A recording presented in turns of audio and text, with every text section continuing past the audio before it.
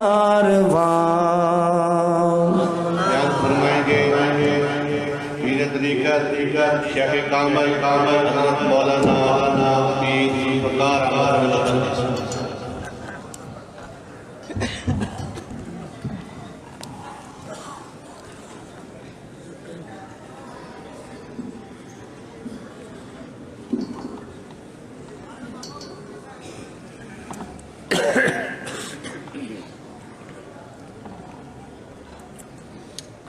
الحمد للہ وکفا وسلام علی عبادہ الذین اصطفیٰ اما بعد اعوذ باللہ من الشیطان الرجیم بسم اللہ الرحمن الرحیم لقد کان لکم فی رسول اللہ اسوۃ حسنہ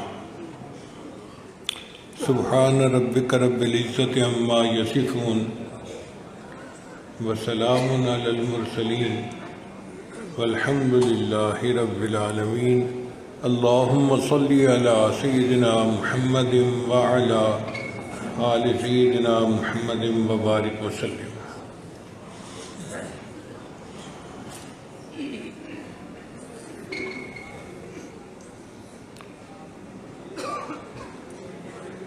خانقاہ مالکیہ خانوال شریف کا یہ اجتماع ہمارے لیے باعث برکت ہوتا ہے۔ ہم پورا سال انتظار کرتے ہیں کہ کب وہ ایام آئیں گے کہ ہماری خانوال حاضری ہوگی۔ امام العلماء والصلحاء حضرت خواجہ عبد المالک صدیقی رحمۃ اللہ علیہ اپنے وقت کے بہت بڑے مشائخ میں سے تھے، کبار اولیاء میں سے تھے۔ ایک کتاب ہے تجلیات،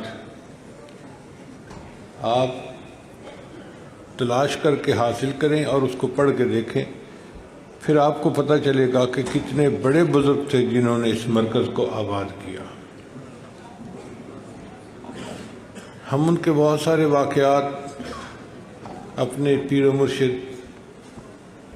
مرشد عالم حضرت خواجہ غلام حبیب رحمۃ اللہ علیہ سے سنا کرتے تھے۔ ایک مرتبہ حضرت نے سنایا کہ امام العلماء والصلحاء حضرت خواجہ عبد المالک صدیقی رحمۃ اللہ کو خواب میں نبی اسلام کی زیارت نصیب ہوئی، تو نبی اسلام نے ارشاد فرمایا کہ عبد المالک تم ہمارے پاس نہیں آتے، تو عرض کیا اے اللہ کے حبیب صلی اللہ علیہ وسلم میں آنا تو چاہتا ہوں، میرے پاس وسائل نہیں ہیں۔ تو نبی علیہ السلام نے فرمایا اچھا ہم کہہ دیں گے، اتنا فرمایا اچھا ہم کہہ دیں گے۔ پھر اس کے بعد حضرت 27 سال زندہ رہے اور 27 سال میں آپ نے 27 حج مکمل فرمائے۔ ہر سال حج کی توفیق ہوتی، بلکہ کتاب میں لکھا ہے کہ جب آپ روضہ انور پر تشریف لے جاتے تھے اور نبی علیہ السلام پر صلاۃ والسلام پڑھتے تھے تو روضہ انور سے اس کا جواب آیا کرتا تھا۔ اس مسجد میں ایک شیخ صاحب تھے بوڑھے میاں، سنا ہے کہ وہ حضرت کے ساتھ تھے اور انہوں نے بھی اپنے کانوں سے جواب سنا تھا۔ اب اتنی بڑی ہستی کہ جن کو نبی علیہ السلام کی طرف سے سلام کا جواب آتا تھا، انہوں نے یہ مرکز بنایا۔ لہذا یہاں اجتماع میں آنے والا ہر بندہ ان کے فیوضات سے حصہ پاتا ہے۔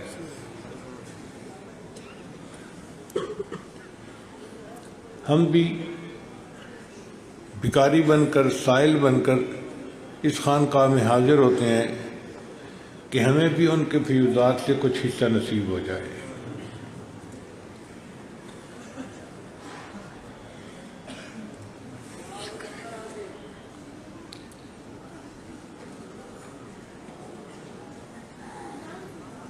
اللہ کے پیارے حبیب صلی اللہ علیہ وسلم رحمت للعالمین تھے۔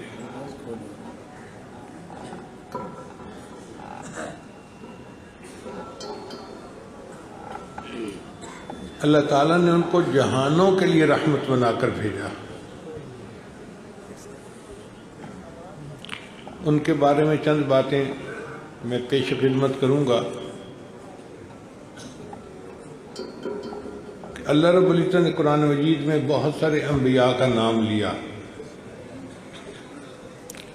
مگر ان کو ان کے نام سے پکارا، یا آدم، یا نوح، یا زکریا، یا ابراہیم، یا موسیٰ، یا عیسیٰ، یا یحییٰ۔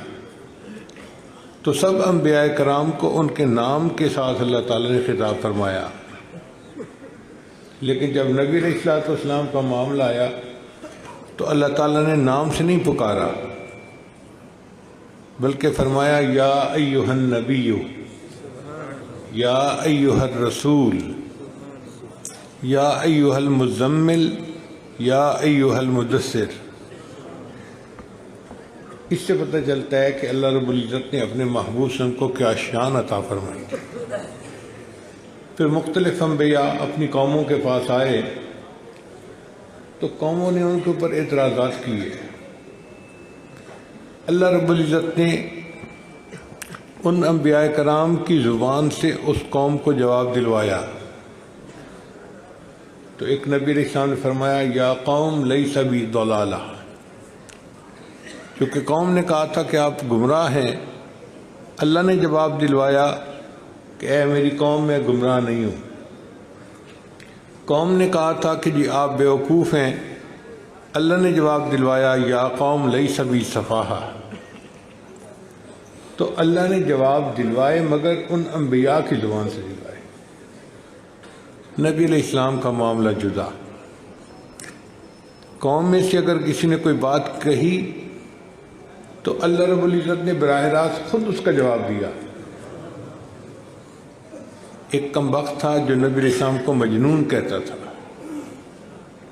اللہ رب العزت نے قرآن مجید میں اس کی خوب مٹی پلید کی، فرمایا وَلَا تُطِعْ كُلَّ حَلَّافٍ مَّهِينٍ هَمَّازٍ مَّشَّاءٍ بِنَمِيمٍ مَّنَّاعٍ لِّلْخَيْرِ مُعْتَدٍ أَثِيمٍ عُتُلٍّ بَعْدَ ذَلِكَ زَنِيمٍ۔ ایک لفظ کے جواب میں اللہ تعالیٰ نے اتنے لفظ بولے۔ اس سے پتہ چلتا ہے کہ اللہ رب العزت کو اپنے محبوب سے کس قدر محبت ہے۔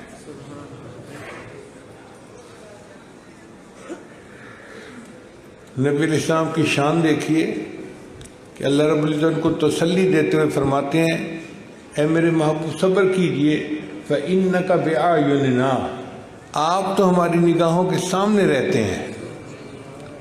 اللہ اکبر کبیرہ، کیا مقام اور کیا شان ہے اللہ کے محبوب صلی اللہ علیہ وسلم کی کہ اللہ فرماتے ہیں اے میرے محبوب صلی اللہ علیہ وسلم آپ تو میری نگاہوں کے سامنے رہتے ہیں۔ پھر اللہ رب العزت نے ان کو معراج پر بلایا اور اپنا وہ قرب عطا کیا جو کسی کو عطا نہیں ہوا۔ تاہم قرآن مجید کی چند آیات کی روشنی میں آج کی بات کو مکمل کروں گا۔ اللہ تعالیٰ ارشاد فرماتے ہیں وَإِنَّكَ لَعَلَىٰ خُلُقٍ عَظِيمٍ، اے میرے پیارے محبوب صلی اللہ علیہ وسلم آپ تو اخلاق کے اعلیٰ مرتبے پر فائز ہیں، آپ بہت بلند اخلاق ہیں، آپ کے اخلاق بہت اعلیٰ ہیں۔ چنانچہ حضرت قاری مطیب رحمۃ اللہ علیہ اپنے خطبات میں فرماتے ہیں کہ قرآن مجید پڑھو تو یوں لگتا ہے کہ ذات و صفات کی آیات احوال نبوی، تکوین کی آیات استدلال نبوی، توجہ اللہ کی آیات خلوت نبوی، تربیت خلق کی آیات جلوت نبوی، مہر کی آیات جمال نبوی، قہر کی آیات جلال نبوی، تجلیات حق کی آیات مشاہدہ نبوی، ابتغاء وجہ اللہ کی آیات مراقبہ نبوی، ترک دنیا کی آیات مجاہدہ نبوی، احوال معاشر کی آیات محاسبہ نبوی، نبی غیر کی آیات فنائیت نبوی، اثبات حق کی آیات بقائیت نبوی، نعیم جنت کی آیات شوق نبوی، عذاب جہنم کی آیات خوف نبوی، انعام کی آیات انس نبوی، انتقام کی آیات حزن نبوی۔ قرآن مجید ایک طرف تو کلام اللہ ہے اور دوسری طرف یہ پورا کا پورا سیرت رسول اللہ ہے۔ سیدہ صدیقہ عنہا سے پوچھا تھا کسی نے کہ نبی علیہ السلام کے اخلاق کے بارے میں کچھ بتائیے۔ انہوں نے فرمایا کان خلقہ القرآن، ان کے اخلاق تو قرآن ہی کا نمونہ تھے۔ یعنی اگر کوئی قرآن کو مجسم شکل میں دیکھنا چاہتا تو وہ نبی علیہ السلام کی مبارک زندگی کو دیکھ لیتا، اس کو قرآن مجسم شکل میں نظر آ جاتا۔ نبی علیہ السلام نے اپنے صحابہ کو ایسے اچھے اخلاق سکھائے کہ شاعر نے کہا نبی آتے رہے آخر میں نبیوں کے امام آئے، نبی آتے رہے آخر میں نبیوں کے امام آئے، وہ دنیا میں خدا کا آخری لے کر پیام آئے، جھکانے آئے بندوں کی جبیں اللہ کے در پر، جھکانے آئے بندوں کی جبیں اللہ کے در پر، سکھانے آدمی کو آدمی کا احترام آئے، وہ آئے جب تو عظمت بڑھ گئی دنیا میں انسان کی، وہ آئے جب تو عظمت بڑھ گئی دنیا میں انسان کی، وہ آئے جب تو انسان کو فرشتوں کے سلام آئے۔ ایسا مقام پایا صحابہ کرام نے کہ فرشتوں کے سلام آتے تھے۔ یہ نبی علیہ السلام کی تربیت تھی، تعلیمات تھیں کہ جنہوں نے انسان کو اتنی بلندیوں تک پہنچا دیا تھا۔ علامہ اقبال کہتے ہیں ہمسایہ جبریل امی بندہ خاکی، ہے اس کا نہ شیمن نہ بخارا نہ بدخشاں۔ اللہ تعالیٰ راجوید میں ارشاد فرماتے ہیں لقد کان لکم فی رسول اللہ اسوۃ حسنہ، تحقیق تمہارے لیے نبی علیہ السلام کی زندگی میں بہترین نمونہ موجود ہے۔ اس دنیا میں جو بھی بندہ آیا وہ ناقص زندگی گزار کے گیا۔ اس کی دلیل کیا ہے؟ کتنا بڑا بزرگ تھا مگر اس کے مرنے کے بعد لوگ کہتے ہیں زندگی نے وفا نہ کی اور زندہ رہتے تو خوب دین پھیلاتے۔ اور جی حاجی عبد الوہاب صاحب نے بڑا دین پھیلایا لیکن زندگی نے مہلت نہ دی، اگر اور مہلت ملتی تو اور کام کر جاتے۔ حضرت مولانا الیاس رحمۃ اللہ نے پوری دنیا میں دین کو پھیلایا مگر زندگی نے وفا نہ کی، اگر اور مہلت ملتی تو اور کام بڑھا جاتے۔ اسی طرح سائنسدانوں کے بارے میں، جرنیلوں کے بارے میں لوگوں نے یہی کہا۔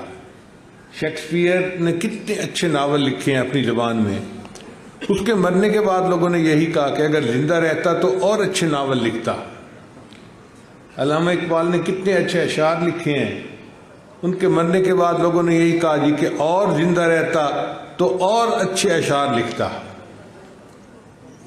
اس کا مطلب یہ ہوا کہ دنیا میں جو بندہ بھی آیا وہ اپنے کام کو ادھورا چھوڑ کر چلا گیا۔ وہ اور بہت کچھ کرنا چاہتا تھا لیکن زندگی نے مہلت نہ دی اور اس کو دنیا سے جانا پڑ گیا۔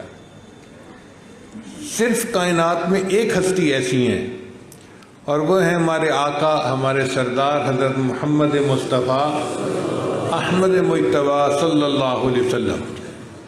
اپنی مبارک زندگی میں حجۃ الوداع کے موقع پہ نبی علیہ السلام نے 1,24,000 صحابہ کے سامنے یہ بات فرمائی کہ اے لوگو، جو مقصد میں دنیا میں لے کے آیا تھا کیا وہ مقصد میں نے پورا کر دیا؟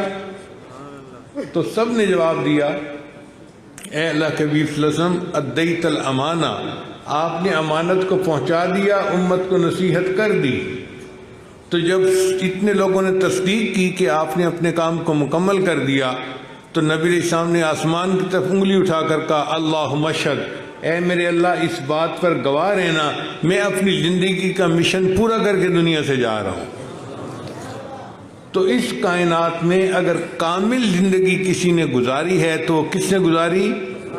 نبی علیہ السلام نے گزاری۔ اس لیے نوجوانوں کو چاہیے کہ عام لوگوں کو اپنا ہیرو نہ بنائیں، یہ تو ادھوری زندگی گزارنے والے لوگ ہیں۔ اگر ہیرو بنانے ہیں تو نبی علیہ السلام کو بنائیں جو کامل زندگی والے تھے۔ شاعر نے کہا میرا قائد ہے وہ زندگی پیغام تھا جس کا، میرا قائد ہے وہ زندگی پیغام تھا جس کا، محمد نام تھا جس کا، محبت کام تھا جس کا، وہ رفتہ رفتہ جس نے قوم کو منزل عطا کر دی، کلی آغاز تھی جس کی، چمن انجام تھا جس کا۔ ہم بھی اس آقا اور سردار صلی اللہ علیہ وسلم کے نقش قدم پر چلنا اپنی سعادت سمجھتے ہیں، جنہوں نے کامل زندگی گزاری اور انسان کو کامل بننے کا طریقہ سکھا دیا۔ اللہ تعالیٰ قرآن میں فرماتے ہیں اپنے محبوب کے بارے میں، وَعَلَّمَكَ مَا لَمْ تَكُنْ تَعْلَمْ، اے میرے محبوب صلی اللہ علیہ وسلم، ہم نے آپ کو وہ علم دیا جو آپ کو پہلے نہیں حاصل تھا۔ نبی علیہ السلام دنیا میں علم الاولین والآخرین لے کر آئے۔ اتنا علم کسی کو نہیں حاصل ہوا جو اللہ نے اپنے حبیب صلی اللہ علیہ وسلم کو عطا فرمایا۔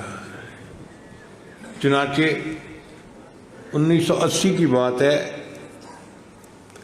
یوں سمجھیں 40 سال پہلے کی بات ہے، ایک برطانیہ کا عیسائی تھا، اس نے کتاب لکھی اور کتاب کا عنوان تھا a ranking of the most influential personalities in history, کہ تاریخ میں جو بڑی مؤثر شخصیات گزری ہیں ان 100 شخصیتوں کی اس نے لسٹ پیش کی۔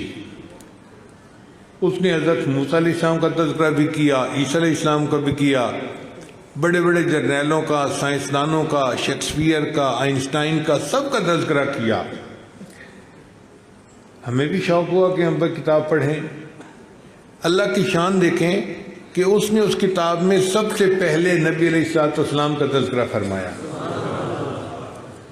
اور اس کتاب میں وہ لکھتا ہے کہ مائی چوائس آف محمد صلی اللہ علیہ وسلم، کہ میں نے جو محمد صلی اللہ علیہ وسلم کو نمبر 1 پہ چوز کیا ہے کہ ان کا تذکرہ کروں، will surprise some of the readers, یہ کچھ لوگوں کو حیران کر دے گی بات کہ میں نے کیوں ان کو چنا پہلے نمبر پر۔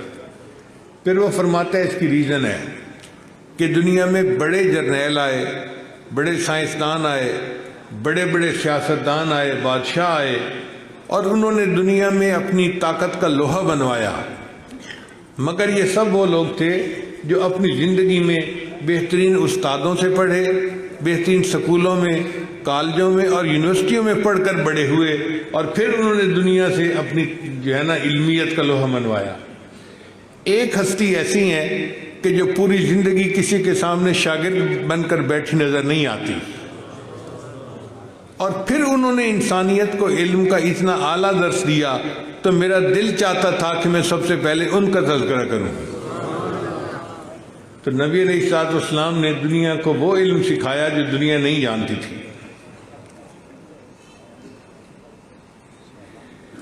اللہ تعالیٰ اپنے پیارے حبیب کے بارے میں ارشاد فرماتے ہیں، اے میرے محبوب صلی اللہ علیہ وسلم، وَرَفَعْنَا لَكَ ذِكْرَكَ، ہم نے آپ کے ذکر کو بلند کیا، ہم نے آپ کے ذکر کو اونچا کر دیا۔ اب جس کو اللہ تعالیٰ اونچا کرے، سوچئے اس کی بلندی پھر کیا ہوگی۔ چنانچہ اللہ تعالیٰ نے آپ صلی اللہ علیہ وسلم کے ذکر کو اتنا بلند کیا کہ ہر وقت دنیا میں نبی علیہ السلام کا ذکر بلند ہو رہا ہے۔ ذرا اس بات کو سمجھیے گا، دنیا میں جو سورج نکلتا ہے نا، تو ایک ملک ہے مشرق کی طرف، اس کا نام ہے فجی۔ الحمدللہ مجھے اللہ نے وہاں بھی دین کی نسبت سے جانے کی توفیق عطا فرمائی۔ اس کو مشرق دنیا کہتے ہیں، دنیا کی مشرق ہے وہ۔ سب سے پہلے سورج وہاں طلوع ہوتا ہے اور فجر کی اذان اس ملک میں شروع ہوتی ہے۔ اب اگر کسی ملک میں فجر کا وقت ہو جائے تو آپ جانتے ہیں کہ 15 منٹ آدھا گھنٹہ تو اذانیں ہوتی ہی رہتی ہیں۔ ہمارے اس ملک میں سب سے پہلے نماز کا وقت ہوتا ہے پشاور سائیڈ پہ، پھر اسلام آباد، پھر لاہور، پھر فیصل آباد، پھر ملتان، اور یہ چلتے چلتے کراچی تک پہنچتا ہے، تو کراچی میں اور پشاور میں آدھے گھنٹے کا فرق پڑ جاتا ہے۔ وہ آدھا گھنٹہ مغرب پہلے پڑھتے ہیں، کراچی والے آدھا گھنٹہ مغرب بعد میں پڑھتے ہیں۔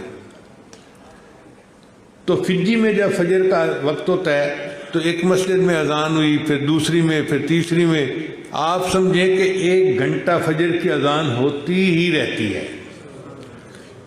پھر اس کے بعد اس کے آگے ہے نیوزی لینڈ، وہاں فجر کی اذان شروع ہو جاتی ہے. پھر اس کے بعد اس کے آگے ہے آسٹریلیا، یہ بہت بڑا ملک ہے، اور وہاں پر پھر کئی گھنٹے اذان ہوتی رہتی ہے، کیونکہ ملک کے اپنے اندر 3-4 گھنٹے کا ٹائم ڈیفرنس ہے. پھر جب آسٹریلیا میں فجر کی اذانیں ختم ہوتی ہیں تو اس کے آگے ایک ملک ہے برونائی، مسلمانوں کا ملک ہے، پھر وہاں پہ فجر کی اذان شروع ہو جاتی ہے. پھر برونائی میں اذانیں ختم ہوتی ہیں تو پھر ملائیشیا میں اذانیں شروع ہو جاتی ہیں.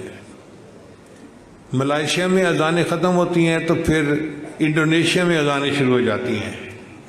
پھر انڈونیشیا میں ختم ہوتی ہیں تو برما، سنگاپور، وہاں پہ شروع ہو جاتی ہیں. پھر برما میں ختم ہوتی ہیں تو بنگلہ دیش ہے آگے، اس میں شروع ہو جاتی ہیں. پھر جب بنگلہ دیش میں اذانیں فجر کی ختم ہوتی ہیں تو انڈیا میں اس کے بعد وقت ہوتا ہے تو انڈیا میں اذانیں شروع ہو جاتی ہیں. اب انڈیا بہت بڑا ملک ہے، تو آپ سمجھیں کہ آدھا پونا گھنٹہ تو پورے ملک کی مسجدوں میں اذانیں ہوتی ہی رہتی ہیں. پھر انڈیا میں اور پاکستان میں آدھے گھنٹے کا فرق ہے. جب اذانیں فجر کی وہاں ختم ہوتی ہیں تو پاکستان میں اذانیں شروع ہو جاتی ہیں، اور پاکستان میں پشاور سے لے کے کراچی تک آدھا گھنٹہ اذان ہوتی رہتی ہے فجر کی. پھر جب پاکستان میں اذانیں فجر کی ختم ہوتی ہیں تو 1 گھنٹے کا فرق ہے دبئی، ایمریٹ جو ہیں، عرب امارات، ان تمام ملکوں میں فجر کی اذانیں شروع ہو جاتی ہیں. پھر فجر کی اذانیں وہاں مکمل ہوتی ہیں تو اس کے بعد 1 گھنٹے کا فرق ہے سعودی عرب میں. سعودی عرب میں اذانیں شروع ہو جاتی ہیں. اللہ کی شان دیکھیں کہ جب سعودی عرب میں فجر کی اذانیں ہو رہی ہوتی ہیں اس وقت فجی کے اندر ظہر کی اذان شروع ہو جاتی ہے. پھر ظہر کی اذان ہوتے ہوتے جب سعودی عرب میں ظہر کا وقت ہوتا ہے تو پیچھے عصر کی اذان، پھر عصر کا وقت ختم ہوتا ہے پیچھے مغرب کی اذان، پھر مغرب کے بعد عشاء، پھر ادھر عشاء ہو رہی ہوتی ہے اور ادھر فجر کی اذان شروع ہو جاتی ہے. یعنی 24 گھنٹے میں ایک لمحہ بھی ایسا نہیں جب دنیا کے کسی نہ کسی ملک کی کسی نہ کسی مسجد میں اذان بلند نہ ہو رہی ہو.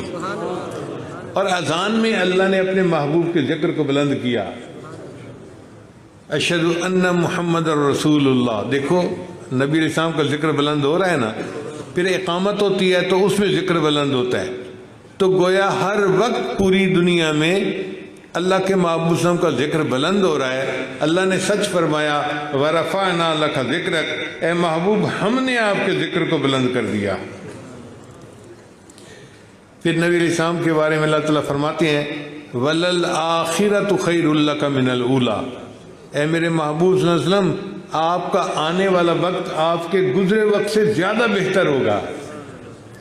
عام دستور یہ ہے کہ آنے والا وقت کمزور ہوتا ہے اور جو گزرا وقت ہوتا ہے وہ اعلیٰ وقت ہوتا ہے. انسان کہتا ہے کہ جی میں بوڑھا ہو گیا، جوانی اچھی تھی.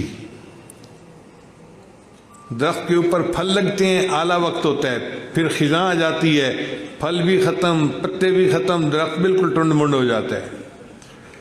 دنیا کی جس چیز کو بھی دیکھیں یہی آپ کو نقشہ نظر آئے گا، مگر اللہ کے محبوب صلی اللہ علیہ وسلم کا معاملہ جدا ہے. آپ دیکھیں سورج طلوع ہوتا ہے تو اس کو جوانی ملتی ہے، دوپہر کے وقت میں بھرپور جوان ہوتا ہے. پھر اس کے بعد اس کا زوال شروع ہو جاتا ہے، حتیٰ کہ مغرب کے وقت اس کا زوال. تو ہر چیز کو دنیا میں عروج بھی ملتا ہے اور زوال بھی ملتا ہے، جس کو بھی دیکھ لیں. لیکن اللہ کے پیارے بسم کا معاملہ جدا ہے. اللہ تعالیٰ نے آپ کو عروج دیا اور ایسا عروج دیا کہ جس کے بعد زوال ہے ہی نہیں. اللہ فرماتے ہیں میرے محبوب وَلَلْآخِرَةُ خَيْرٌ لَكَ مِنَ الْأُولَى، آپ کا آنے والا وقت آپ کے گزرے وقت سے زیادہ بہتر ہوگا. چنانچہ نبی اسلام کے بچپن سے آپ کا لڑکپن اعلیٰ، نبی اسلام کے لڑکپن سے آپ کی جوانی اعلیٰ، اور نبی اسلام کی جوانی سے آپ کا بڑھاپا اعلیٰ، اور نبی علیہ السلام کی اس دنیا میں زندہ رہنے سے آپ کا اللہ کے پاس چلے جانا اعلیٰ. پھر نبی علیہ السلام کی برزخ کی زندگی سے آپ کا قیامت کے دن اللہ کے سامنے کھڑا ہونا اعلیٰ، اللہ آپ کو مقام محمود عطا فرمائیں گے۔ نبی السلام نے فرمایا میں اللہ کی وہ حمد بیان کروں گا نہ کسی نے پہلے کی ہوگی نہ کوئی اس کے بعد کر سکے گا۔ پھر نبی علیہ السلام کے مقام محمود پہ حمد کرنے سے آپ صلی اللہ علیہ وسلم کا جنت میں چلے جانا اعلیٰ۔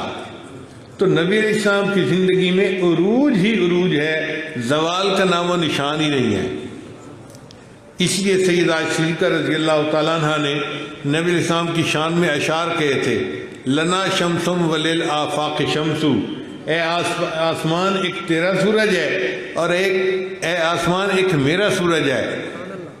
تیرا سورج فجر کے بعد طلوع ہوتا ہے اور میرا سورج عشاء کے بعد طلوع ہوتا ہے، کیونکہ نبی علیہ السلام عشاء کی نماز پڑھ کے گھر تشریف لے جاتے تھے اپنی زوجہ محترمہ کے پاس، تو فرماتی ہیں کہ آسمان تیرا سورج فجر کے بعد طلوع ہوتا ہے اور میرا سورج تو عشاء کے بعد طلوع ہوتا ہے، مگر ایک فرق ہے، اے دنیا کے سورج تیری زندگی میں عروج بھی ہے اور زوال بھی ہے، تو مغرب کے وقت غروب ہو جاتا ہے، تیری روشنی ختم ہو جاتی ہے، لیکن میرا سورج جو ہے اس کو اللہ نے عروج عطا فرمایا، اس کو ہمیشہ عروج رہے گا، کبھی زوال نہیں آئے گا۔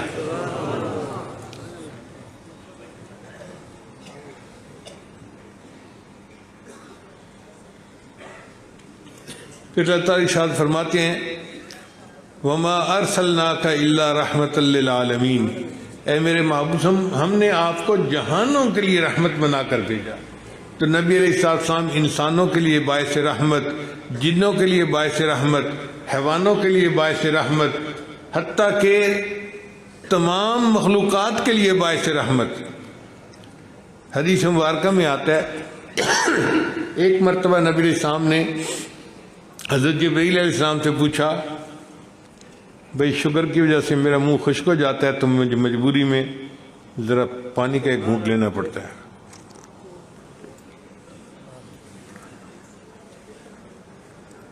تو نبی علیہ السلام نے پوچھا جبرائیل علیہ السلام سے، جبرائیل کیا تجھے بھی میری رحمت للعالمین سے کچھ حصہ ملا؟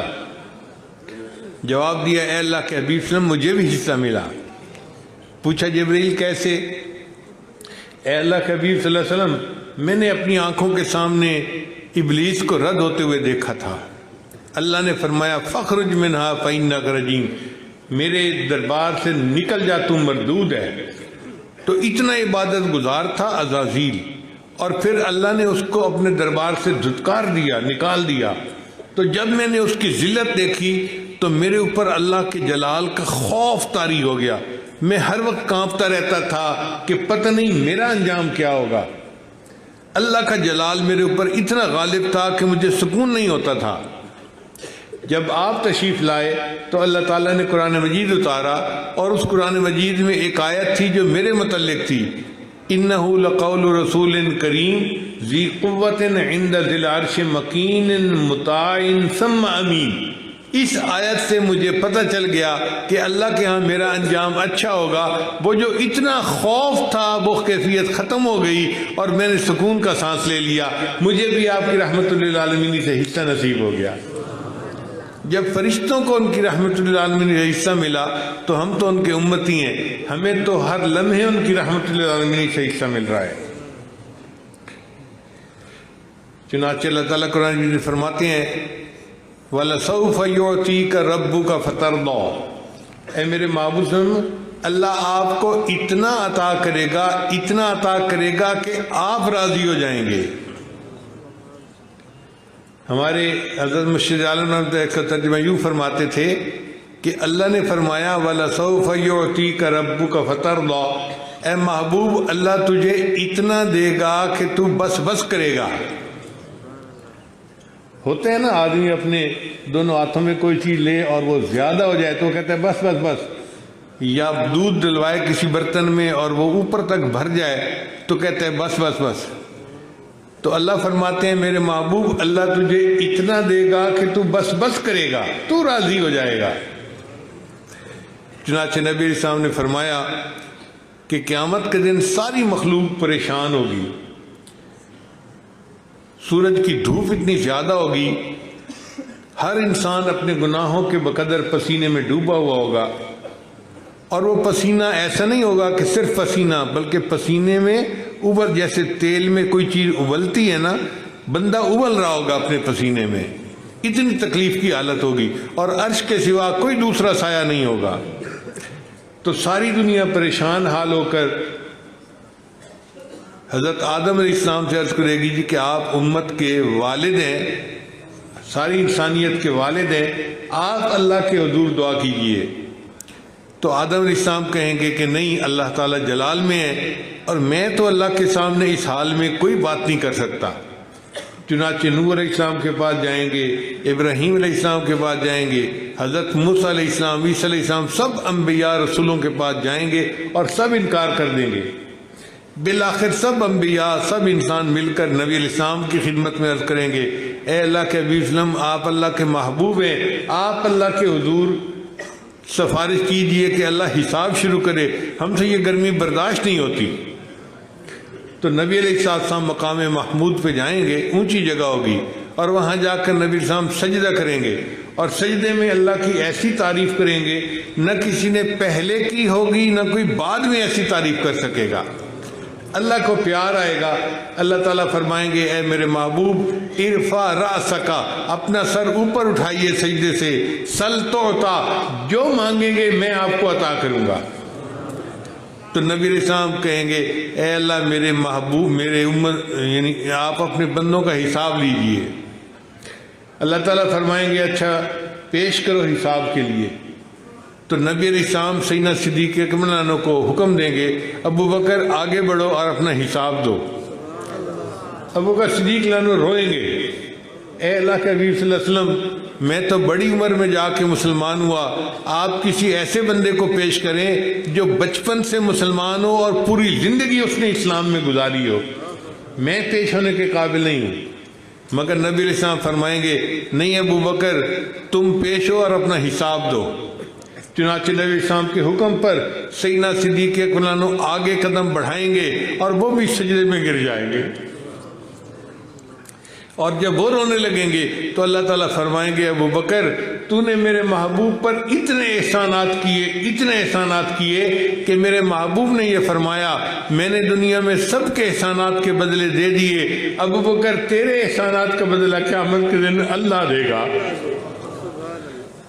تو میرے محبوب صلی اللہ علیہ وسلم نے جب اتنے احسانات کا تذکرہ کیا تو آج میں تمہارا حساب لینا جو ہے نا وہ مطلب ہے مجھے حیا آتی ہے، چلو تم بلا حساب جنت چلے جاؤ۔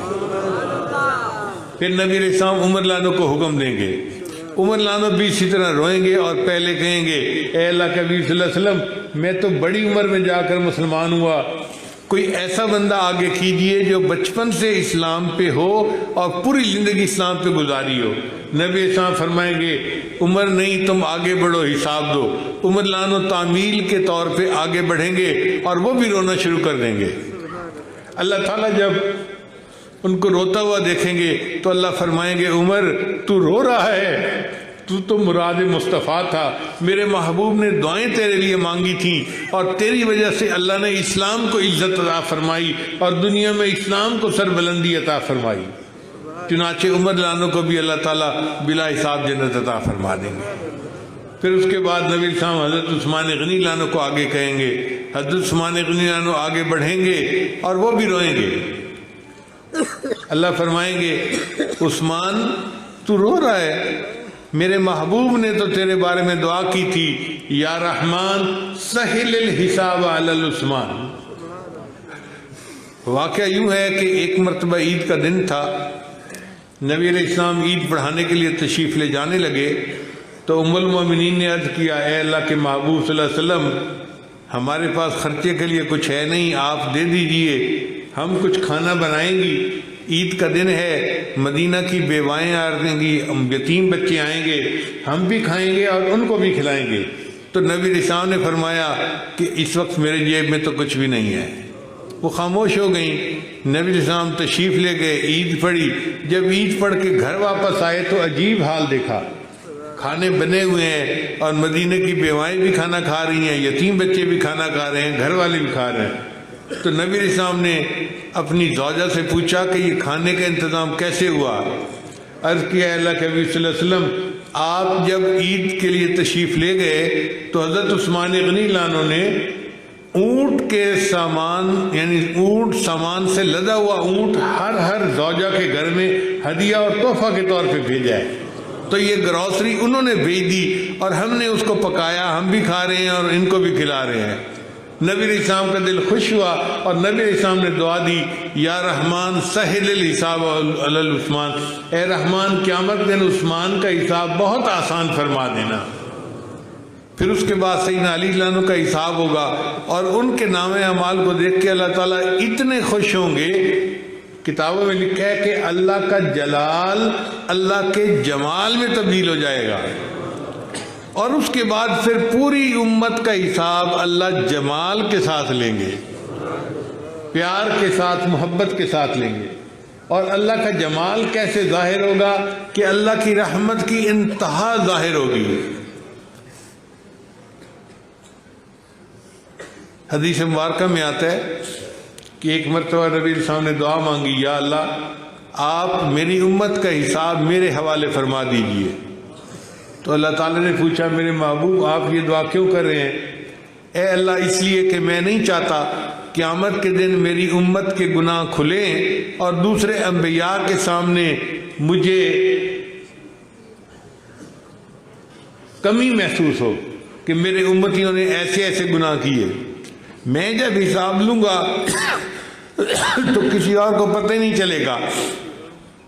اللہ نے فرمایا میرے محبوب صلی اللہ علیہ وسلم حساب تو میں ہی لوں گا، مگر میں آپ کی امت کے ساتھ ایسا معاملہ کروں گا کہ ان کے گناہ دنیا ہی میں معاف کر دوں گا.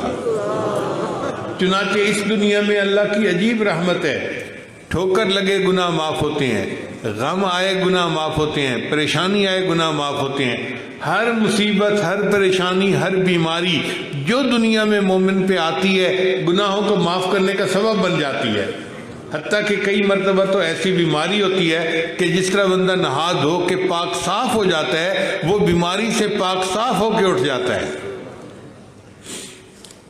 دو مومن آپس میں مصافحہ کرتے ہیں، ہاتھ ہلاتے ہیں تو ان کے گناہ اس طرح جھڑ جاتے ہیں جس طرح درختوں کے پتے پت جھڑ کے موسم میں جھڑ جایا کرتے ہیں. تو صدقہ دینے سے گناہ معاف، نیکی کرنے سے گناہ معاف، عبادت کرنے سے گناہ معاف، دین کا کام کرنے سے گناہ معاف. حتیٰ کہ راستے میں کوئی ایذا دینے والی چیز پڑی ہے، اٹھا کے ایک طرف کر دی، اس سے بھی گناہ معاف ہوتے ہیں. پھر اللہ تعالیٰ نے اس دنیا میں اس امت کے لیے شہید آخرت کا درجہ بنا دیا کہ وہ بندے جن کو دنیا میں شہید تو نہیں کہیں گے مگر آخرت میں اللہ شہادت کو رتبہ عطا فرمائیں گے. وہ کون ہوں گے؟ ان میں سے ایک وہ بندہ جو گر کے مرتا ہے. جیسے جہاز کے بندے گر جاتے ہیں، مر جاتے ہیں، تو گر کے مرنے والا وہ شہید آخرت ہوگا. پانی میں ڈوب کر مرنے والا شہید آخرت ہوگا. گاڑی کا ایکسیڈنٹ ہوا، اچانک موت آ گئی، شہید آخرت ہوگا. تو اب آپ غور کیجئے کہ کتنے لوگ ایسے ہیں جو شہید آخرت کہلائیں گے. دنیا میں تو وہ شہید نہیں کہلائیں گے، آخرت میں اللہ ان کو شہادت کا مرتبہ عطا فرمائیں گے. یہ بھی نبی علیہ السلام کی رحمت للعالمین کا حصہ ہے. پھر 7 لوگ ایسے ہوں گے جو قیامت کے دن عرش کے سائے کے نیچے ہوں گے. ان میں ایک وہ بادشاہ جو عدل کرتا تھا، وہ بھی عرش کے سائے کے نیچے ہوگا. پھر وہ بوڑھا جس کا دل مسجد میں اٹکا رہتا ہوگا، وہ بھی عرش کے سائے کے نیچے ہوگا. پھر وہ نوجوان جس کا دل اللہ کی یاد میں ہر وقت لگا رہتا ہوگا اور اس کی زبان پہ اللہ کا ذکر ہی جاری رہتا ہوگا، وہ بھی عرش کے سائے کے نیچے ہوگا. پھر وہ نوجوان جس کو کوئی عورت اپنی طرف بلائے اور وہ جواب دے کہ انی اخاف اللہ، میں اللہ سے ڈرتا ہوں، اللہ اس کو بھی قیامت کے دن عرش کا سایہ عطا فرمائیں گے. اب آپ بتائیے کہ ایک بندہ دوسرے سے اللہ کے لیے محبت کرتا ہے، یہ 2 اللہ سے کی وجہ سے محبت کرنے والے بندے یہ بھی قیامت کے دن عرش کے سائے کے نیچے ہوں گے. ایسے لگتا ہے کہ جیسے امت کا ہر بندہ کسی نہ کسی وجہ سے اس عرش کے سائے کے نیچے چلا جائے گا۔ ایک وہ بندہ جو دائیں ہاتھ سے صدقہ کرتا تھا اور بائیں ہاتھ کو پتہ بھی نہیں چلتا تھا، اتنا خفیہ طریقے سے قیامت کے دن وہ بھی عرش کے سائے کے نیچے ہوگا۔ اب آپ بتائیے ان تمام باتوں کو سامنے رکھتے ہوئے کہ کتنے لوگ ہیں جو قیامت کے دن عرش کے سائے کے نیچے ہوں گے؟ پھر حدیث مبارکہ میں آتا ہے کہ اللہ تعالیٰ ایک بندے کو بلائیں گے جو بڑا گناہ گار ہوگا، اور اس کے گرد رحمت کی چادر، جیسے کنات تان دی جاتی ہے نا، رحمت کی کنات چاند دیں گے، مخلوق کی نظروں سے وہ بندہ اوجھل ہو جائے گا۔ پھر اللہ اس بندے کا نام اعمال کھول کے اس کو کہیں گے میرے بندے تو نے یہ گناہ کیا، یہ گناہ کیا، یہ گناہ کیا، یہ گناہ کیا، یہ گناہ کیا۔ وہ سب گناہ مانتا رہے گا حتیٰ کہ وہ سمجھے گا کہ آج میں اللہ کے غضب سے بچ نہیں سکتا، میرے سارے گناہ سامنے آ گئے۔ جب سارے گناہ اللہ گنوا دیں گے، اللہ فرمائیں گے تو گناہ تو کرتا تھا مگر توبہ بھی کرتا تھا، ڈرتا تھا، ہم نے دنیا میں بھی تیرے گناہوں کی پردہ پوشی کی، ہم آج بھی پردہ پوشی کرتے ہیں اور تیرے گناہوں کو تیری نیکیوں میں تبدیل کر دیتے ہیں۔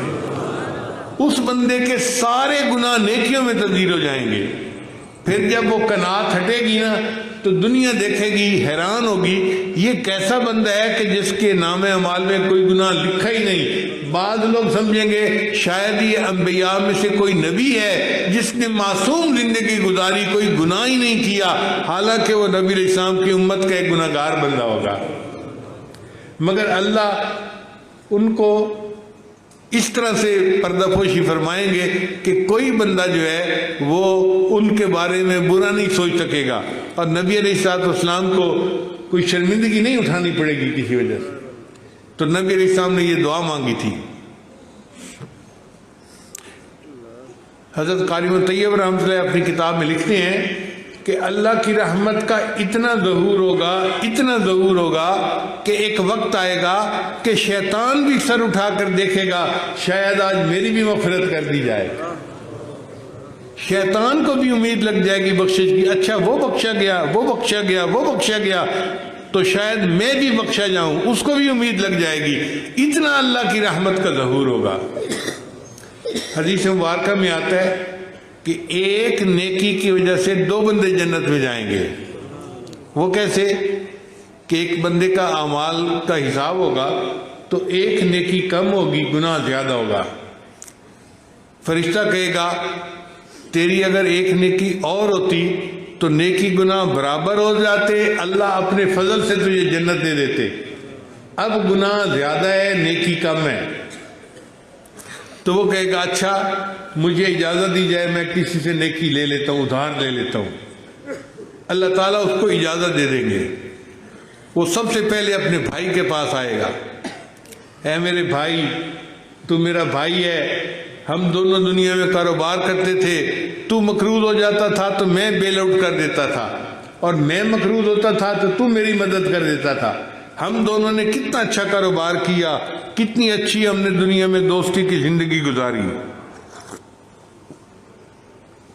اے میرے بھائی آج پھر میں مشکل میں پڑ گیا ہوں، مگر مجھے صرف ایک نیکی کی ضرورت ہے، اور تیرے پاس تو بڑی نیکی ہیں، تو نے تو 3 چیلے بھی لگائے اور پتہ نہیں کیا کیا دین کے کام کیے، تو میں تو ایک نیکی کا طلبگار ہوں، مجھے ایک نیکی دے دے۔ وہ کہے گا نہ بھائی، جب تک میرا حساب نہیں ہو جاتا میں آپ کو کچھ نہیں نیکی دے سکتا۔ اس بندے کو بڑی مایوسی ہوگی کہ مجھے بڑا مان تھا میرا بھائی مجھے نیکی دے دے گا۔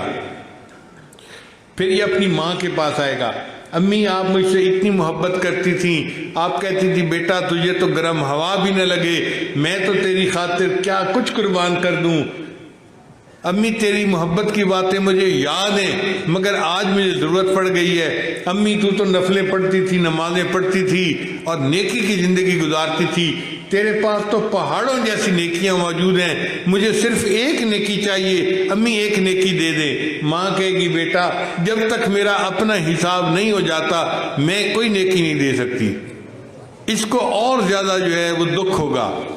پھر یہ اپنے ابو کے پاس آئے گا، ابو آپ نے تو بڑا دین کا کام کیا اور آپ کے بچے بڑے عالم حافظ فلاں بنے اور میں بھی ان میں سے ایک گناہگار ہوں، مگر آج مجھے ایک نیکی کی ضرورت ہے، آپ ایک نیکی مجھے دے دیجئے۔ والد کہے گا بیٹا جب تک میرا حساب نہیں ہوتا میں نہیں دے سکتا۔ پھر یہ اپنی بیوی کے پاس آئے گا، کہے گا کہ دیکھیں میں نے دنیا میں آپ کو کتنی محبت سے رکھا، کتنا پیار دیا، کتنا خیال رکھا، میں ہر طرح سے آپ کو دنیا کے اندر خوش رکھتا تھا اور آپ بھی میرے اوپر قربان ہوتی تھیں۔ آج آپ کے پاس بہت نیکیاں ہیں، میرے پاس نیکی کم ہے، مجھے ایک نیکی دے دو، آپ میری شریک حیات رہی ہیں۔ وہ کہے گی کہ سب باتیں اپنی جگہ بجا ہیں، جب تک میرا حساب نہیں ہو جاتا میں ایک نیکی نہیں دے سکتی۔ پھر یہ اپنے بچوں کے پاس آئے گا، میرے بیٹوں میں نے تمہیں پرورش دی، رزق کیا، پڑھایا لکھایا، نیک دیندار بنایا اور آپ لوگوں نے اپنی زندگی میں خوب نیکیاں کمائیں، آج میرے پاس ایک نیکی کی کمی ہے، میرے بیٹوں تمہارا باپ جہنم میں جا رہا ہے، ایک نیکی دے کے اپنے باپ کو آگ کے عذاب سے بچا لو۔ بیٹے کہیں گے ابو جان جب تک ہمارا حساب نہیں ہو جاتا ہم آپ کو ایک نیکی بھی نہیں دے سکتے۔ اس پر وہ بندہ بہت زیادہ دکھی ہوگا اور وہ رونا شروع کر دے گا۔ اللہ نے تو پہلے ہی بتلا دیا تھا یوم یفر المرء من اخیہ و امہ و ابی و صاحبتہ و بنی، تو یہ بات 100% وہاں پوری ہو جائے گی۔ اب یہ بندہ بڑے درد سے رو رہا ہوگا، جب یہ رو رہا ہوگا نا تو ایک بندہ قریب سے گزرے گا، وہ فرشتوں سے پوچھے گا یہ کیوں رو رہا ہے؟ وہ کہیں گے کہ اس کو قریبی رشتہ داروں نے ایک نیکی نہیں دی، یہ دکھی بندہ ہے اس لیے رو رہا ہے۔ وہ کہے گا اچھا میرے نام اعمال سے ایک نیکی اس کو دے دو۔ اب یہ قیامت کے میدان میں اتنا بڑا مسئلہ ہوگا کہ اعلان کیا جائے گا، منادی اعلان کرے گا ایک بندے نے اپنی نیکی دوسرے بندے کو دے دی۔ جب اعلان ہوگا تو اللہ تعالیٰ عالم الغیب ہے، سب جانتے ہیں، مگر پھر پوچھیں گے بھئی یہ کس نے نیکی دی؟ وہ نیکی دینے والا آگے بڑھے گا، اللہ پوچھیں گے تو کون ہے جو اپنی سخاوت دکھاتا ہے، اپنی نیکی دوسرے کو دیتا ہے؟ وہ کہے گا یا اللہ میرے نام اعمال میں تھی ہی ایک نیکی، میں نے تو جہنم میں جانا ہی تھا، میں نے سوچا میں تو جا ہی رہا ہوں، ایک نیکی سے اگر یہ جنت میں جا سکتا ہے تو یہ چلا جائے، میری خیر ہے۔ اللہ فرمائیں گے اچھا تو بندہ ہو کر اگر اتنی سخاوت دکھاتا ہے تو سخاوت دکھانے کا حقدار تو میں ہوں، میں نے اس ایک نیکی کی وجہ سے تجھے بھی جہنم سے نجات عطا فرما دی اور اس بندے کو بھی نجات عطا فرما دی۔ ایک نیکی کی وجہ سے دو بندے جنت میں جائیں گے۔ حضرت قاری طیب رحمۃ اللہ نے اپنے خطبات میں لکھا ہے، عجیب سا واقعہ، فرماتے ہیں اللہ دو بندوں کو بلائیں گے اور ان کو ان کے نام اعمال دکھائیں گے اور فرمائیں گے کہ دیکھو تم نے دنیا میں منمانی کی زندگی گزاری، اب جاؤ جہنم میں۔ اب جب کہیں گے تو ایک جو ہے وہ تو جہنم کی طرف بھاگنا شروع کر دے گا، جس کو کہتے ہیں نا برسک واک، تیز چلنا، وہ تیزی سے جہنم کی طرف چل پڑے گا۔ اللہ اس کو بلائیں گے بھئی تجھے میں نے کہا جاؤ جہنم میں، تو نے تو دوڑی لگا دی، یا اللہ میں نے دنیا میں تو آپ کے حکموں کو ماننے میں کوتاہی کی، میں مانتا ہوں، آج آپ نے حکم دیا جاؤ جہنم میں نے سوچا یہ آپ کا آخری حکم ہے، چلو میں بھاگ کے جہنم میں چلا جاتا ہوں۔ اللہ فرمائیں گے اچھا اگر تیرے دل میں میرے حکم کی اتنی عزت اور احترام ہے، چل میں نے تجھے جہنم سے بری کر دیا، جنت عطا فرما دی۔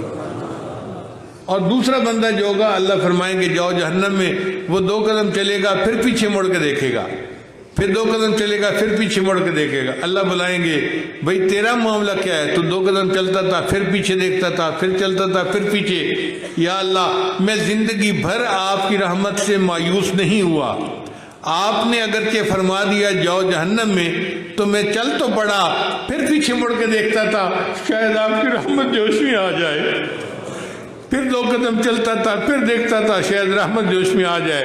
اللہ فرمائیں گے اچھا اگر تجھے میری رحمت کا اتنا یقین ہے تو چل تجھے بھی میں نے جنت عطا فرما دی۔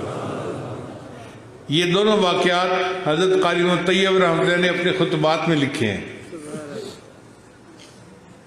حدیث مبارکہ میں آتا ہے سیدنا صدیق اکبر بیٹھے ہوئے تھے، عمر بیٹھے ہوئے تھے اور نبی علیہ السلام اپنی امت کے لیے دعائیں کر رہے تھے۔ دعا کرتے کرتے جب خوب دعائیں کیں تو اللہ نے وعدہ فرما دیا، اے میرے محبوب صلی اللہ علیہ وسلم، میں آپ کی امت کے جو لوگ گناہوں کی وجہ سے جہنم میں جائیں گے نا، ان کی ایک لپ بھروں گا اور ان کو جنت عطا فرما دوں گا۔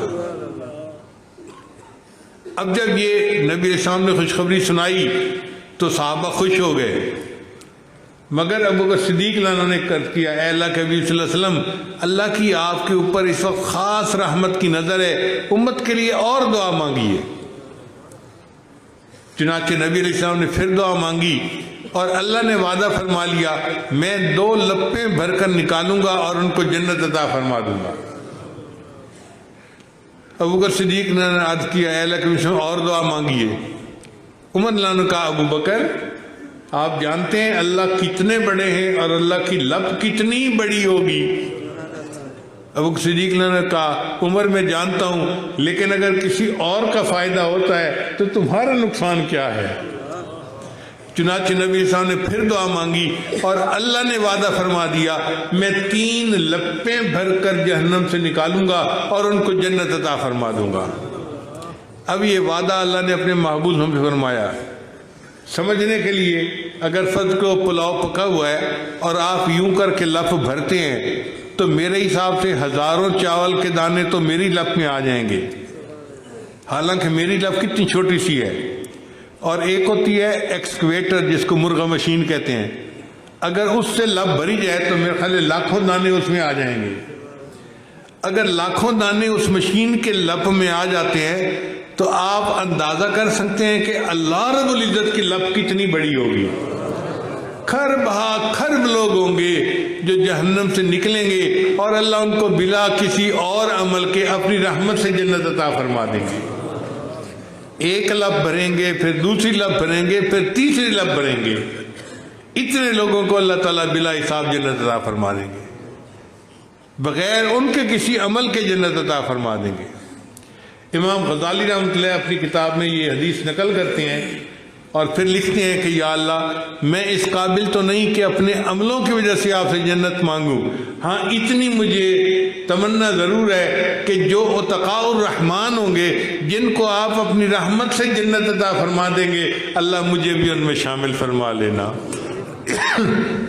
اور ہم بھی یہی دعا کرتے ہیں کہ یا اللہ، جب آپ نے اپنے پیارے حبیب صلی اللہ علیہ وسلم سے وعدہ فرما لیا کہ میں آپ کی امت کے گناہ گاروں کو لپ بھر کے نکالوں گا، جنت عطا فرما دوں گا، اللہ ہم گناہ گاروں کو بھی انہی میں شامل فرما دینا۔ اللہ کے لیے تو یہ کام کوئی مشکل نہیں ہے۔ جتنے لوگ ہیں کلمہ پڑھنے والے، ان کے دل میں نبی علیہ السلام کی محبت تو یقیناً ہوتی ہے۔ ہم مانتے ہیں کہ ہم نفس کے پجاری ہیں، ہم گناہ گار ہیں، ہم پرانے پاپی ہیں، ہم بہت گناہوں کی زندگی گزارتے ہیں، مگر نبی علیہ السلام کی محبت تو دل میں ہے نا۔ اللہ اس محبت کو وسیلہ بنا دے اور اس کے بدلے ہمیں اپنی رحمت سے جنت عطا فرما دے۔ شاعر کہتا ہے، میرا رومی ورگا عشق بھی نہیں، میرا رومی ورگا عشق بھی نہیں تے میری جامی ورگی ٹور بھی نہیں۔ یہ جامی رحمت اللہ کا واقعہ ہے کہ وہ کس طرح مدینہ طیبہ پہنچے تھے، تو اس کا اس نے اشارہ کیا ہے، میرا رومی ورگا عشق بھی نہیں تے میری جامی ورگی ٹور بھی نہیں، پر قسم خدا دی میں کھانا ہاں، مینو تیرے جیا کوئی ہور بھی نہیں۔ اے اللہ کے حبیب ہم قسم اٹھا کر کہتے ہیں، ہم جیسے بھی ہیں ہمیں آپ جیسا محبوب اور کوئی بھی نہیں ہے۔ آپ ہمارے سردار ہیں، آپ ہمارے سرتاج ہیں، اور ہم آپ کے امتی ہیں، اور ہم قیامت کے دن آپ سے شفاعت کی امید کرتے ہیں کہ اللہ تعالی ہمیں آپ کے جھنڈے کے نیچے حاضری عطا فرمائے اور جنت میں آپ کے قرب کی جگہ عطا فرمائے۔ وآخر دعوانا ان الحمد للہ رب العالمین۔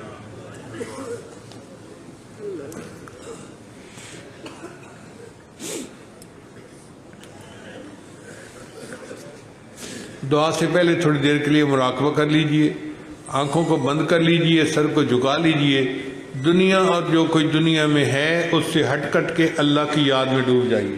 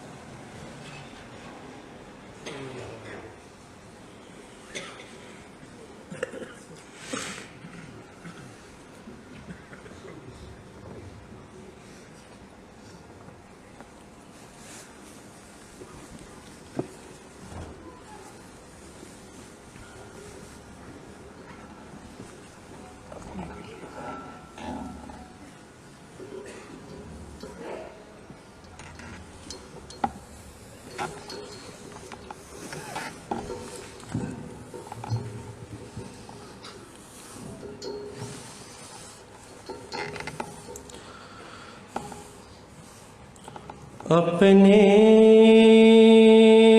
کسی عمل پہ سہارا ہی نہیں ہے، اپنے کسی عمل پہ سہارا ہی نہیں ہے،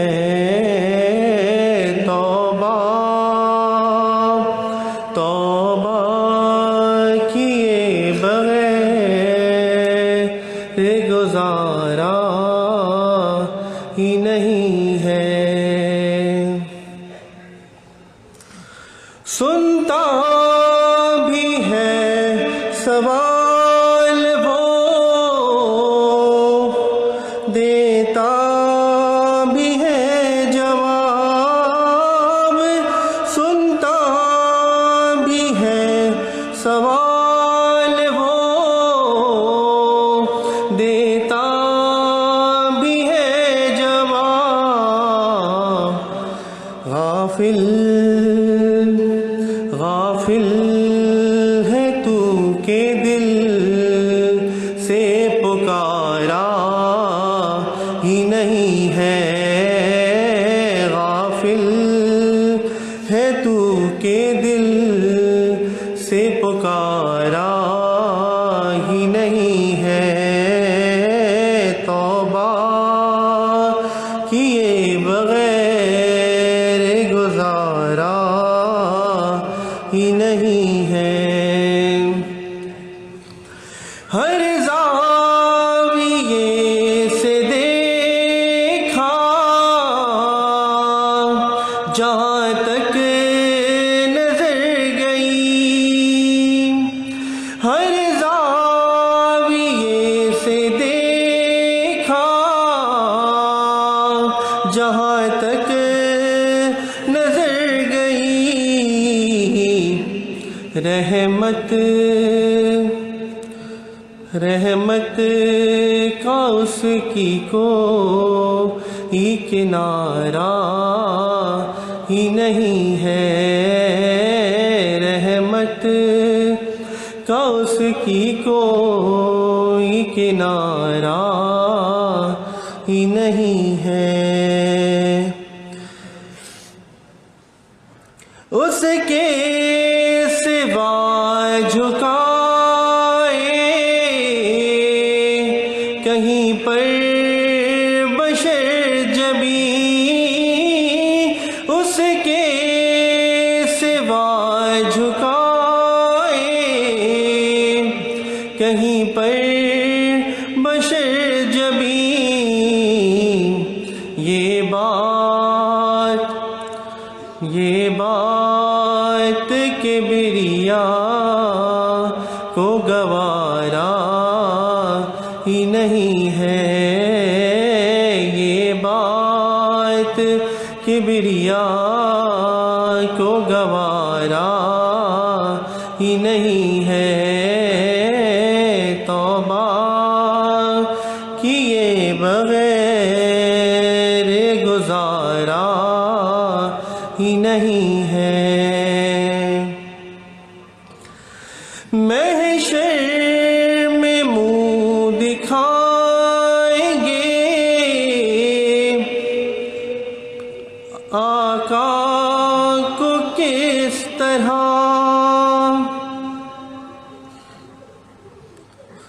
محشر میں منہ دکھائیں گے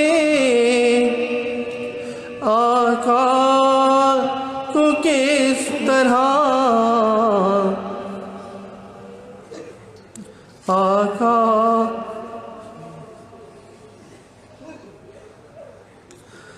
آقا نگر کہا یہ ہمارا ہی نہیں ہے،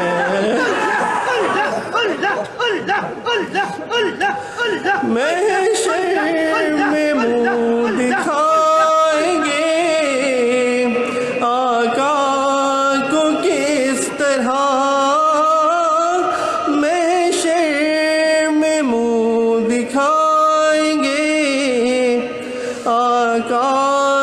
کس طرح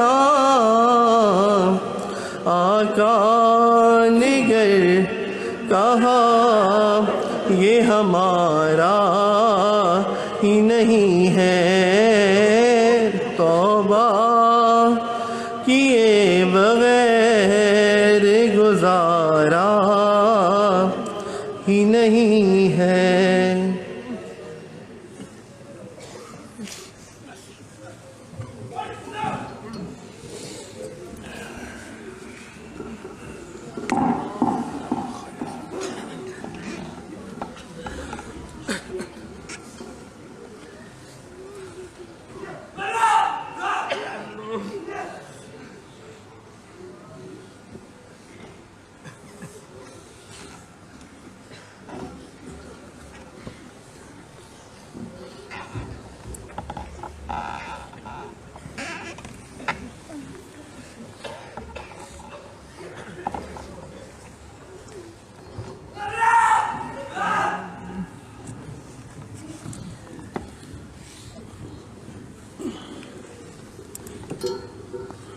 اللهم صل على سيدنا محمد وعلى آل سيدنا محمد وبارك وسلم۔ یا اللہ ہم سب کی حاضری قبول فرما، اللہ ہمارے سننے سنانے کو قبول فرما، یا اللہ رحم و کرم کا معاملہ فرما، اللہ ہماری حاضری کو قبولیت عطا فرما، یا اللہ ہمارے گناہوں کو معاف فرما، اللہ ہمارے گناہوں کو معاف فرما، یا اللہ ہماری توبہ قبول فرما، اللہ ہماری توبہ قبول فرما، یا اللہ گرتے پڑتے تیرے در پہ آئے ہیں، اللہ ہمارے گناہوں کو معاف فرما دے، اللہ اپنے در سے محروم نہ کرنا، یا اللہ اپنے در سے خالی نہ لوٹانا، اللہ بہت دور اور بہت دیر سے آئے ہیں، یا اللہ ہمارے آنے کو قبول فرما، اللہ بہت دور اور بہت دیر سے آئے ہیں، اللہ ہمارے اٹھے ہاتھوں کو قبول فرما، یا اللہ رحم و کرم کا معاملہ فرما، اللہ کپڑا میلا ہو جائے تو دھوبی کے پاس بھیجا جاتا ہے، دل میلے ہو جائے تو تیرے در پہ آیا جاتا ہے، یا اللہ ہمارے دلوں کو صاف فرما دے، اللہ ہمارے دلوں کو پاک فرما دے، اللہ ہمارے گناہوں کو معاف فرما، یا اللہ قیامت کے دن اللہ ہمیں بڑوں کے سامنے رسوا نہ کرنا، یا اللہ قیامت کے دن بڑوں کے سامنے رسوا نہ کرنا، اللہ محبوب کے سامنے رسوائی سے بچا لینا، یا اللہ محبوب کے سامنے رسوائی سے بچا لینا، اللہ ہم سب پہ رحم و کرم کا معاملہ فرما، یا اللہ حضرت صدیقی رحمت اللہ تعالیٰ علیہ، اللہ ان کی قبروں پہ والدہ مرحومہ کی قبروں پہ کروڑا رحمت نازل فرما، یا اللہ حضرت جی دامت برکاتم عالیہ، اللہ ان کی علم و عمل میں، زندگی صحت میں، کاموں میں اور برکت عطا فرما، اللہ جتنے حاضرین ہیں مرد ہیں یا مستورات تمام کو قبولیت کے ساتھ حرمین شریفین کی حاضریاں نصیب فرما، یا اللہ رحم و کرم کا معاملہ فرما، اپنے محبوب کی اتباع نصیب فرما، اپنے محبوب کی شفاعت عطا فرما، اللہ ہمارے اٹھے ہاتھوں کو قبول فرما، یا اللہ اس اجتماع کو قبولیت عطا فرما، یا اللہ رشد و ہدایت کا ذریعہ بنا، خیر و برکت کا سبب بنا، اللہ ہم سب پہ رحم و کرم کا معاملہ فرما، یا اللہ تمام بیماروں کو شفاء کاملہ عاجلہ عطا فرما، پریشان حال کی پریشانی کو دور فرما، قرضداروں کے قرضوں کو ادا فرما، بے روزگاروں کو روزگاری نصیب فرما، تمام کی رزق میں برکتیں عطا فرما، بے اولادوں کو اولاد صالح نارینہ عطا فرما، اللہ جن کے اولاد ہے نیک و صالح بنا، جس گھر میں نوجوان بچے بچیاں موجود مستقبل کو روشن فرما، امت مسلمہ پہ رحم فرما، مسلمانوں کی مدد و نصرت فرما، ملک پاکستان کی حفاظت فرما، اسے دین اور امن کا گہوارہ بنا، بے دینی بد امنی سے محفوظ فرما، عریانی فحاشی سے حفاظت فرما، اللہ تمام علماء مساجد مدارس خانقاہ تبلیغی جماعت کی حفاظت فرما، جہاں بھی اقامت دین کی محنت ہو رہی ہے یا اللہ ان کی مدد و نصرت فرما، رحم و کرم کا معاملہ فرما، اللہ پردے میں مستورات پروگرام کو سماعت کر رہی ہے، یا اللہ اس میں وہ مستورات بھی ہے جس کو تو نے ماں کا مقام دیا ہے، جن کے قدموں کے نیچے جنت بچھائی ہے، اللہ تو ان کے اٹھے ہاتھوں کو قبول فرما لے، یا اللہ ہمارے پہ رحم و کرم کا معاملہ فرما دے، اللہ یا اللہ ہم سب پہ رحم و کرم فرما، اللہ ہماری اولادوں کی حفاظت فرما، یا اللہ ہماری اولادوں کی حفاظت فرما، اللہ اولاد کو ماں باپ کی آنکھوں کی ٹھنڈک بنا، صدقہ جاریہ بنا، سرمایہ آخرت بنا، اللہ رحم و کرم کا معاملہ فرما، یا اللہ ہمارے اجتماع کی انتظامیہ ہے، یا اللہ ہمارے ضلع کی انتظامیہ، اللہ اللہ ان کے تعاون اور خدمتوں کو قبول فرما، اللہ رحم و کرم کا معاملہ فرما۔ یا اللہ سب تیرے سامنے خالی ہاتھ پھیلائے بیٹھے ہیں، اللہ خالی دامن پھیلائے تجھے پکار رہے ہیں۔ اللہ ہم تو وہ سوالی ہیں جس پہ وہاں نہ جھولی ہے نہ پیالہ ہے، اے اللہ ہمیں بغیر مانگے عطا فرما دے، اللہ ہمیں بغیر مانگے عطا فرما، یا اللہ ہمیں معاف فرما، اللہ ہمیں معاف فرما، یا اللہ اب تو ہمیں معاف فرما۔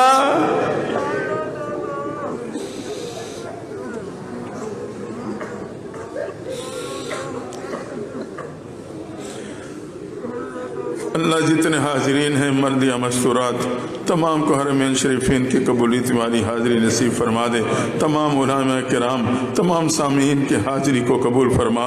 یا اللہ حضرت کی علم و عمل میں صحت زندگی کاموں میں اور برکت قبولیت عطا فرما، اللہ رحم و کرم کا معاملہ فرما۔ یا اللہ ہمارے اٹھے ہاتھوں کو قبول فرما لے، اللہ قبولیت کا لمحہ ہے ہمیں محرومی سے محفوظ فرما لے، اللہ ہمیں محرومی سے محفوظ فرما۔ یا اللہ اپنے در سے خالی نہ لوٹانا، اللہ ہمیں اپنے در سے محروم نہ پلٹنا، یا اللہ ہمارے اٹھے ہاتھوں کو قبول فرما لے، یا اللہ ہماری پکار کو قبول فرما، اللہ ہمارے سے راضی ہو جا۔ یا اللہ ہی تیرے بندے تیرے گھر کی آنچل میں اللہ تیری رحمت کی امید لگائے بیٹھے ہیں، اللہ اس مجمع کو ایک مرتبہ محبت کی نظر سے دیکھ لے، یا اللہ ایک دفعہ محبت کی نظر ڈال دے۔